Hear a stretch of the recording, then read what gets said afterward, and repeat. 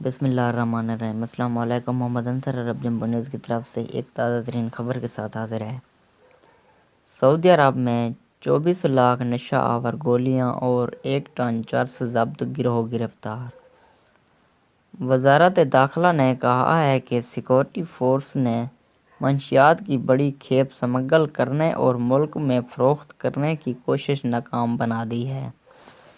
سعودی press agency کے مطابق وزارت داخلہ نے کہا ہے کہ منشیات فروش گروہ سے تعلق رکھنے والے 13 افراد گرفتار ہوئے ہیں، جن میں سے 7 یمنی، 5 سعودی شہری اور 1 پناہ گزین قبائل کا فرد ہے۔ ان کے قبضے سے 24,96,950 نشہ آور گولیاں اور 1 ٹن 229 کلو چرس ضبط ہوا ہے۔ کارروائی کی تفصیلات بتاتے ہوئے ادارہ انسداد منشیات کے ترجمان نے کہا ہے کہ مذکورہ کارروائی 3 الگ اوقات میں کی گئی ہے۔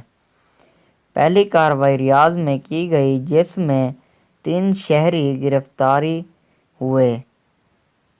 ان کے قبضے سے 20,14,940 نشہ آور گولیاں ضبط ہوئیں۔ دوسری کارروائی جدہ میں کی گئی، جس میں 1 شہری اور 1 پناہ گزین قبیلے کا فرد پکڑا گیا ہے۔ اس کے قبضے سے 4,82,000 نشہ آور گولیاں ضبط ہوئی ہیں۔ جبکہ تیسری کارروائی اسیر ریجن میں کی گئی، جہاں یمن سے منشیات سمگل کی جا رہی تھی۔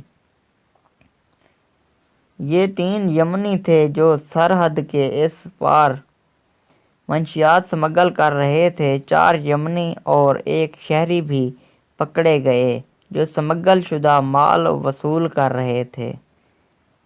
ترجمان نے کہا ہے کہ تمام گرفتار شدگان سے تفتیش جاری ہے۔ ضابطے کی کارروائی کے بعد انہیں متعلقہ محکمے کے حوالے کر دیا جائے گا۔